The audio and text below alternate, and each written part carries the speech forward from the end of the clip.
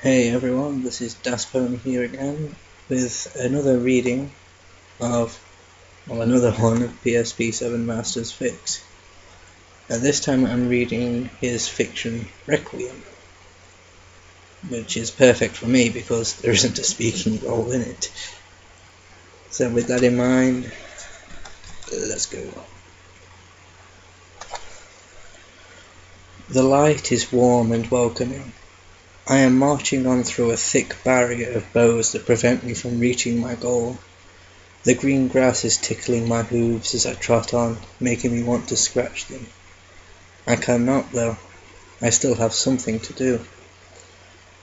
The trees are brownish wide, calling out for me as I pass them without looking back. I cannot look back now. Each time I take a step, everything that I leave behind vanishes in a purple explosion of silence. I cannot stand silence, not for so long. I'm not sure how long I've been here. I am shifting back and forth and turning right and left as I follow the narrow, steep path outlined with pebbles and rotting leaves. I cannot hear my steps, and this is driving me insane. My legs tremble, creating a beautiful wobbling sound. I want to crack them, if only to hear the wonderful beat of the kick drums. This place lacks music. A masked eagle descends from the orange-tinted sky, passing through the forest in a fast, fervent sweep. It screams, but there is no sound coming out of its broken beak. It rushes behind me and vanishes in a purple explosion of silence.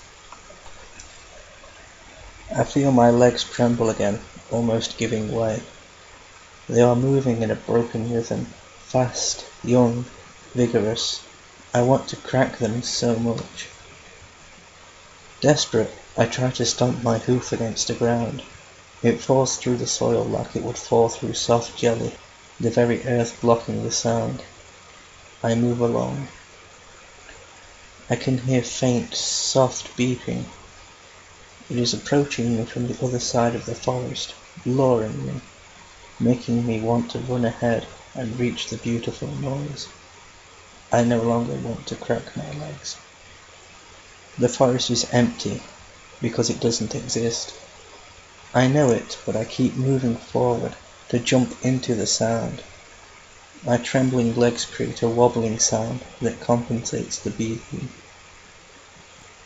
The noise grows louder, and I try to quicken my pace. I cannot run, but I can at least trot faster towards the beeping sound. I want to hear it. I want to touch it. My hoof presses against a worn-out bough, and I hear a crack. My heart leaps to my throat as I take in the beautiful sound. The crack accentuates the downbeat, just as the beeping is upbeat, and my trembling legs rush the rhythm mercilessly. If I crack them, the base of the track will be complete. I am lying on a soft bed in a hospital ward. I can't hear the sound, and that drives me insane. I try to move my legs, but they don't comply. I cannot move at all. The beeping is distant. It is inside my head, but my ears cannot perceive it.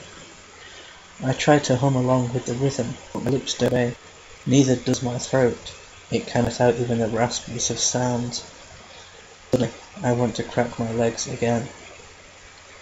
I can see a grey earth pony beside the bed, her long black mane falling in her trembling shoulders. She is crying. I know it because I can see tears running down her cheeks, hiding in the damp fur. I want to tell her that it's going to be alright, but I cannot open my mouth. I don't remember her. I close my eyes and try to focus on the beeping inside my head. It's a square pattern, the jumping 8 notes, and I have a wild desire to add some diversity to it. My legs don't tremble, and there is no wobbling sound. I want to crack them so badly. The grey mare touches my hoof, rubbing it softly, with great dedication and care. I don't like it because she doesn't make any sound as she does so. I try to shrug her off, but my body still doesn't obey me. The only thing that keeps me sane is the beeping. The offending hoof is no longer touching my body, and I dare to open my eyes again. I cannot see the grey mare, but I can feel the imperceptible violet scent of her perfume. Violet is the colour of stateliness, uptightness, silence. I don't like violet at all. My legs are connected to tiny tubes that deliver transparent liquid into my veins constantly. The tubes are silent, and so is the liquid, but they almost look like pipes. Pipes, on the other hoof, make sound. I wince and strain my mind. Now I can hear pipes.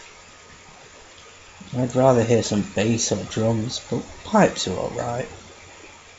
They blare softly, rolling around the tonic note carefully, mixing in with the beeping. The beeping slows down. Now it hits me with a 4-note rhythm. The pipes speed up, and the melody becomes more complex. I wince and try to crack my legs. I cannot reach them, and the beautiful wobble sound is off my limits.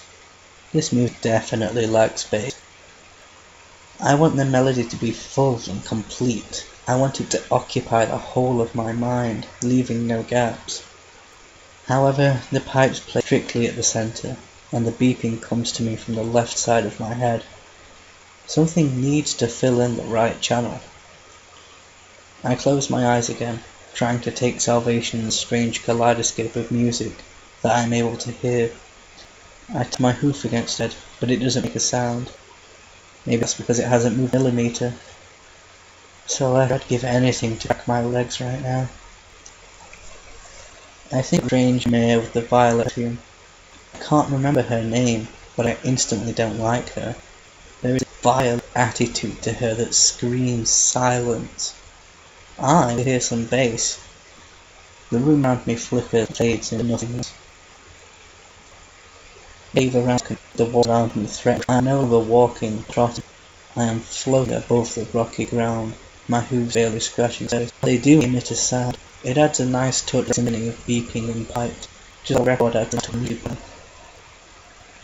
My legs don't tremble, but I no longer want to crack them. It would ruin the music, and this track demands something better. I see water falling from the grey ceiling in small droplets that hit the rocky ground. This is the percussion I need. Mentally, I add that sound to the track. The wind caves through gaps in the dark wall. It isn't howling, but it is inside my head. The howling is warm, intense. It clashes the smooth tune of the pipe. Yes, this is exactly what I need on the right channel. Now I have a melody playing in my melody that has the whole of my head. Percussion, pipes, wind. I don't need beeping anymore, I realise. It has served its role as the bass for my track. It has been a metronome, an insurance against breaking the rhythm. I will never break the rhythm. The beat needs to go away. There, or better. Suddenly I feel more exempt and free than I have ever felt. The effective beeping is gone, and I can hear the symphony clearer. However, it desperately lacks something. Sadly, I don't know what. Yet. I hover into a large opening. It is cold and unwelcoming, dark and chilling to know. Off in the distance I can see a castle made of bluish black stone. It radiates upbeat music, the smooth, jazzy tunes of Manhattan downtown. The kind of music here in some bar 50 years ago. Wincing, I turn away from the castle. This is not my music. My music is bass and drums and wobble, they're glitches. What is it? Suddenly, I don't know anymore. I like the wind and pipes there. Beyond, my head feels light and dizzy, and I close it. I know my legs will carry me away from my pitching music, even though I can't hear it now. I can't hear it with my ears. I feel music, I realise. Entering works much than one I'd been before. The cave is gone, having disappeared behind me in a perfect silence. I leave this room, but my body must long wreck the wall. I see around the corner, but it's a piano. I add it to me. Finally, now I have the chords. It is a simple progression, a classical symphony. That's all right. It suits my music well. I close my eyes again, trying to delve into the track. Check instruments, wind, percussion, pipes, piano. It lacks something. A needle in my ear. I can hear beeping again. It bothers me. It is ruining my symphony of life and beauty. I am in the hospital ward again. I see the grey mare talk to a pony in a white gown. The grey mare is crying, while her interlocutor is saying something, shaking her head. I can't hear them, but I don't want to. I have to stop the beeping. Thankfully, the beeping grows slower. Now it is half notes. Half notes are fine. They don't clash with my symphony too much. The grey mare turns her head towards me, and her violet eyes widen in fear. I try not to look at her, but I still do. She approaches my bed and kisses me on the forehead, below the horn. I wince because I don't like the violet-tinted pony. She picks up something from the floor. It's an instrument, a cello. I eye the mare in curiosity. Is she going to play it? I really need a string section. That's what the melody is lacking. If she plays her, I might stop hitting her, I tell her. She puts a bow to the string and starts to play. My ears still fail to hear the sound, but mine substitutes it with a touchy melody that resonates inside her. I add it to the symphony. Now it feels complete. And percussion, piano, strings. I open my eyes. The beeping is still there, breaking down my music. I try to stop it, straining every muscle in my weak and tired body. The beeping grows slower. Now it accentuates the beginning of each bar. I can live with it. However, it sounds too much like a kick drum now. This symphony doesn't need a kick drum. This is classical music. It sounds good without drums. The percussion is enough. The mare stops playing as I open my eyes and look at her. She glances at the left where the beeping is coming from and starts crying. I conclude that she is a silly mare. Why cry when you can bathe in such divine music? You just hear it. You need to give into it, forgetting who you are, who you were, and who, assumingly, you might become. You need to let music lead your life and give your soul in exchange. A realization dawns upon me. I am not creating this symphony. I merely hear it. The music is not of my device, or hers, or any pony else's. She drops the bell and kisses me on the lips. The beeping finally stops.